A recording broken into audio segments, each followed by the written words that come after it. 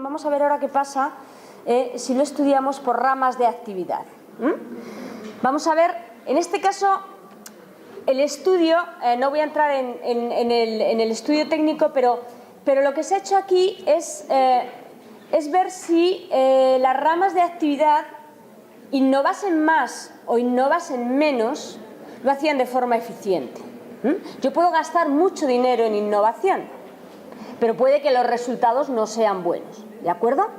Entonces, lo que se ha tratado de ver era aquellas ramas de actividad que innovando más o menos lo hacían de forma más eficiente. De forma más eficiente, desde un punto de vista, aunque intuitivo lo entenderéis, aunque luego el proceso técnico sea más o menos complejo, de lo que se trata es de obtener los mejores resultados o más resultados, más outputs, con menos inputs. Las variables que se usaron como inputs, pues son las que aparecen aquí. Digamos que el tipo de actividades que se hacían y el gasto que se hacía en ellas, y los resultados, los outputs, pues básicamente se reflejan en cifra de negocio y en empresas que innovaban en productos, procesos o ambas cosas, aparte de las tres primeras que aparecen ahí, que son relativas evidentemente a la intensidad innovadora. Bueno, pues teniendo esas variables como referencia, vamos directamente a ver cuáles son las ramas de actividad eficientes y no eficientes. El mecanismo nos permite primero distinguir entre ramas eficientes y ramas no eficientes. Nosotros lo que hemos hecho luego, porque creíamos que era también un poco más interesante, es dentro de las ramas de actividad eficientes distinguir entre dos clases. Digamos que aquellas que van a ser eficientes casi en cualquier condición y aquellas que solo en las condiciones más favorables van a conseguir ser eficientes. Eficientes en el sentido que empleando la menor cantidad de recursos sean capaces de obtener más rendimientos, ¿vale? Sobre todo eso es lo que decía, se ve en términos de gastos. Tú puedes gastar mucho, fijaos. El primer ejemplo, la primera rama no eficiente, aunque es casi eficiente, pero lo vais a ver. La industria química. Uno tiende a pensar que es muy innovadora, y lo es. Pero a lo mejor está gastando demasiado y no lo está haciendo bien, ¿vale? Gasta mucho, pero gasta bien.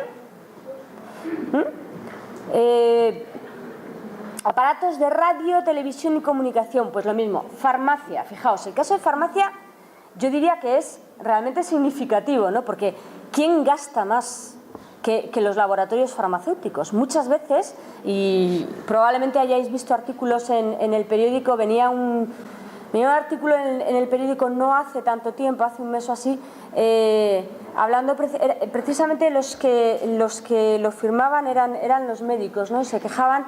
El ámbito de la medicina es un ámbito que está tan necesitado de inversión que incluso la investigación muchas veces está dirigida. Tú no puedes investigar si no tienes recursos, pero los que aportan los recursos para la investigación en el ámbito de la medicina son en muchos casos los laboratorios farmacéuticos. Entonces se quejaban de cómo la propia investigación, la que hacemos nosotros, los académicos, está totalmente dirigida, y decían, ¿cuántos artículos no se publican porque el resultado de la investigación no fue fructífero? Porque en el fondo se estaba tratando de demostrar que un nuevo medicamento, y estamos en la innovación, el desarrollo y la innovación, no ha dado los frutos debidos. Y cuando muchas veces, pero claro, entonces estamos dirigiendo la investigación, porque solo se publica aquellos casos que dan resultados positivos, favorables, y solo con los laboratorios y solo con los medicamentos que nosotros estamos estudiando, ¿vale? Entonces, ese caso, por ejemplo, a nosotros nos parece de lo más significativo, porque probablemente es el que tengamos como referencia. Estas serían las ramas no eficientes. Estas podrían hacerlo mucho mejor y no lo están haciendo suficientemente bien. No están colocando bien sus recursos, no están dando de sí todo lo que deberían dar de sí, aunque gasten mucho. Y estas serían las eficientes. Y las eficientes diferenciadas entre dos grupos, como os decía antes. Nosotros, bueno, por el tipo de análisis que hemos hecho, las llamamos robustamente eficientes y ramas eficientes pero no robustas. Aquí el término robusto, como os decía antes, responde a la idea de que las que son robustamente eficientes, digamos que casi en cualquier situación, porque lo están haciendo muy bien, van a obtener buenos resultados, van a ser robustas. Las que llamamos no robustas, digamos que son eficientes siempre y cuando se den las situaciones favorables, que se pueden dar, porque son, y eso se ha tenido en cuenta en el estudio, situaciones realistas, pero que si las reglas del juego las imponen otros y nosotros no las podemos marcar como a nosotros nos conviene, pues a lo mejor no van a obtener sus mejores resultados, ¿vale?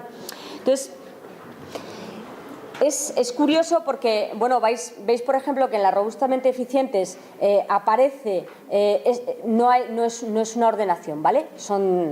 Están puestas de esa manera porque esa era la ordenación inicial que tenían, pero no es que la aeroespacial, porque aparezca en último lugar, sea menos eficiente que las primeras, no son todas igualmente. Entonces, bueno, ahí está la rama aeroespacial que, bueno, pues cabía esperar. Este es el caso contrario al que decíamos de farmacia. Todos sabemos que se gasta mucho y se dedica mucho a I+D+I en una rama como es la aeroespacial y lo están haciendo bien. Pero bueno, hay quizá otras que se agradece que estén ahí, como es el tema del reciclaje, porque bueno, pues se está desarrollando mucho últimamente, pero a lo mejor hay otras que no esperábamos que estuviesen ahí, como alimentación, bebidas y tabaco. Esto es lo que os decía antes, no gastan tanto dinero ni tantos recursos en innovación, la rama de alimentación, bebidas y tabaco como la de aeroespacial, pero lo que gastan lo hacen bien, lo hacen muy bien, Y bueno, luego de las que siendo eficientes, bueno, pues depende de la situación, pues también como caso curioso los servicios de I+D, no de I+D+I, esto es innovación, pero bueno, ahí están, podrían aún mejorar, o bueno, textil, agricultura, o fijaos, la construcción. La construcción tendemos a pensar que no se innova, no es así, no penséis que en construcción solo es hacer casas de viviendas, están las grandes obras públicas, hay grandes empresas, sobre todo en España, que sí que hacen mucha I+D y hacen también mucha innovación, ¿vale? Los programas de ordenador, el desarrollo de software también estaría dentro de estas ramas, ¿vale? Bueno, pues poco más, sé que es muy tarde, nos hemos ido de hora y aquí pues damos por finalizado. Gracias.